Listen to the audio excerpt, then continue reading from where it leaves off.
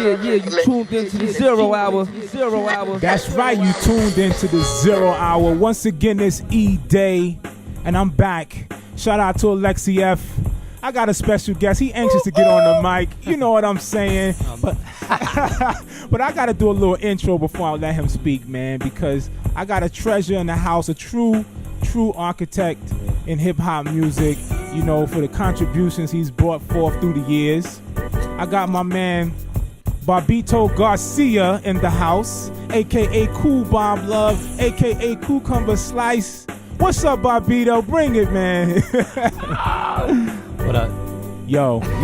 See, he gonna set me up and then, you know, he just give me that little, what up, that mouse talk. Anytime I get on the mic, you know, in a radio setting, I hosted for 12 years, so I'm not used to being a guest. I'm more I gotta hold back. My instinct is to take over and control, but it's your show. What's up? What's up, everybody? Man. Peace. Yo, no doubt, man. The reason why I brought you here, a couple of reasons, actually, but this year is your 10th year since you've been off the air.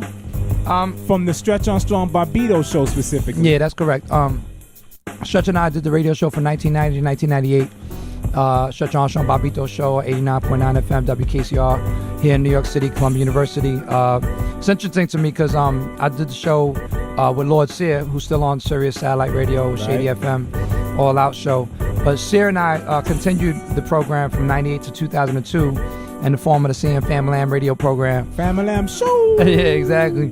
We had a lot of fun doing that. And then in 2002, one of my former interns, Susio Smash, he grabbed the torch and he's still on air on KCR 89.9 FM. But what's interesting to me is that he has listeners now that have no idea who me and Stretch are, which that's kind of bizarre. Well, it's bizarre, but it's also beautiful in that, you know, he's carried the torch to the extent that there's a whole new generation of younger cats that are getting incorporated into our community and into the scene and into the sound and you know, hopefully they at some point when they're ready they search out their history, find out who we are and what we did. But you know, but thanks to cats like you for bringing a cat like me. Yeah, know, well, I appreciate you supporting me because that tells myself and the audience a lot because you support Utz in the house, Utz potato chips, Crackle by Utz. That tells me and the audience that you support the underground, the grassroots still, and that's a major point. Well, I think I don't always have the time to do interviews, but I'm always willing to do them. Right. And there's a disposition that's consistent. I can never turn my back because that's where I came from. Right. And I'd be foolish.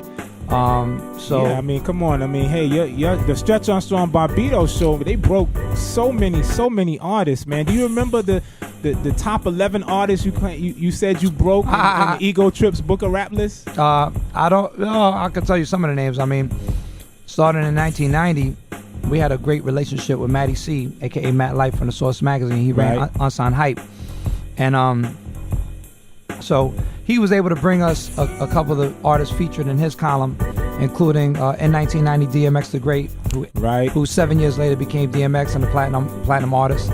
Also through the Matt Life connection, we had the opportunity to have Biggie Smalls on our show in 92, about 3 or 4 months prior to him signing with Uptown for Party and Boo, the 12-inch single Lord Finesse remix.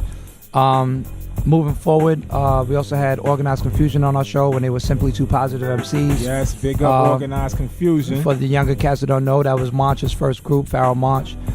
We also had Big L up on our show, although he had first appeared on a mixtape, but his first radio appearance was on ours. And he brought up a crew called Eight Is Enough, Children of the Corn, which featured Murder Mace, who later became Mace, Killer Cam, who later became Cameron. In 95, Fat Joe brought up a crew of MCs, Armageddon, Keith Nutt, and a guy named Big Dog the Punisher, who later became Big Pun, put out a record in 97. Through the Matt Life connection, we had Poetical Prophets in 1991. They later became Mobb Deep. They were little shorties on that first release. Yep. On Island Records before they even signed with Loud. Who else? We had Tame and L of Artifacts. We had Curious. He was my original co-host in 1990. He was your artist on your label also? On Hoppo Records through Columbia. We first to play Company Flow, Arsonists, Juggernauts, LP, like all the icons of the underground indie movement. Jay-Z when he had a 12-inch deal. Nasty Nas came up to our show in February 1991. His album didn't come out till 94. So I'm forgetting the big one. Asan Unique, who later came up to our show in March of 91.